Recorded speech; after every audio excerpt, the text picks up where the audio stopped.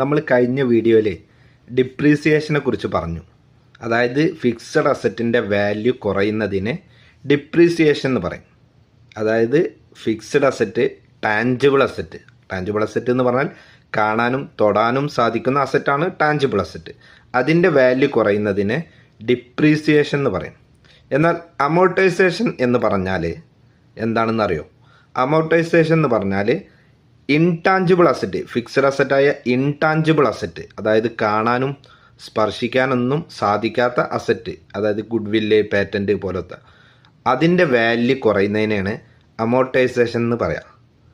എല്ലാവരും മനസ്സിലാക്കുക.